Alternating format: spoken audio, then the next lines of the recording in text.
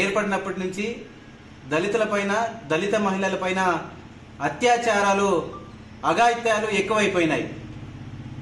నిన్నగాక మొన్న రాప్తాడు కాన్స్టిట్యున్సీ నందు రామగిరి మండలం ఏడుగురాలపల్లిలో ఒక మైనర్ బాలిక పైన దాదాపు 14 మంది అత్యాచారం చేస్తే అల్లర్ముఖలు వీడియోలు తీసుకొని బ్లాక్మెయిల్ చేస్తూ 14 మంది ఆ మైనర్ బాలికపై అత్యాచారం చేశారే.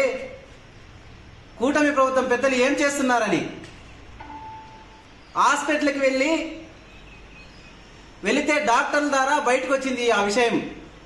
ఈరోజు మనం అందరం చూస్తా ఉన్నాం. పేపర్ల ద్వారా, సోషల్ మీడియా ద్వారా ఈరోజు రాష్ట్రమంతా ఆ మైనర్ బాలికపైనే చర్చ జరుగుతుంది. మరి ఇంత జరుగుతూ ఉంటే మంత్రులు కానీ దళిత ఎమ్మెల్యేలు కానీ నిమ్ముకు నీరెత్తినట్లున్నారు.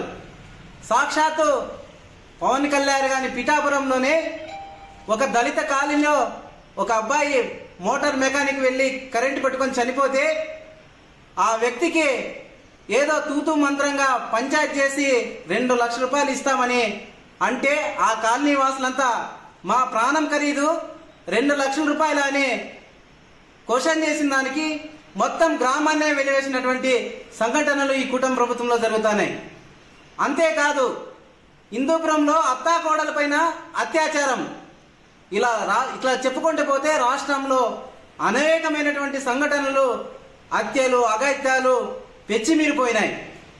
ఇప్పటికైనా కూటమి ప్రభుత్వం పెద్దలు ఆలోచన చేయండి. ఇలాంటివి పునరుద్ధం కాకుండా చూడాల్సినటువంటి బాధ్యత చంద్రబాబు నాయుడు గారు అయితేనేమి, కూటమి ప్రభుత్వం పెద్దలకైతేనేమి ఉంది. మాట్లాడితే వైఎస్ఆర్ పార్టీ హయాంలోనే ఇలాంటివన్నీ జరిగినాయంటున్నారు. మరి ఈరోజు జరిగినది మొత్తం ఆ టీడీపీ సానుభూతి పరులే ఇలాంటివి చేసి ఆ కుటుంబానికి భయభ్రాంతులు చూసి ఈరోజు ఆ కుటుంబం ఎక్కడుందో కూడా తెలియదు. కాబట్టి పోలీస్ శాఖ వారు ఆ కుటుంబానికి రక్షణ కల్పించి ఆ కుటుంబానికి న్యాయం చేయాల్సినదిగా కోరుకుంటున్నాం, డిమాండ్ చేస్తున్నాం.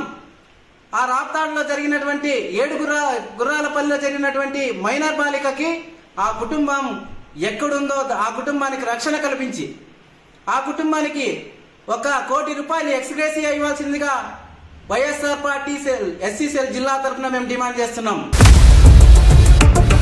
ఇండియా పాకిస్తాన్ ఉద్రిక్తతలపై లేటెస్ట్ అప్డేట్స్ కోసం డౌన్లోడ్ చేసుకోండి RTV లైవ్ యాప్.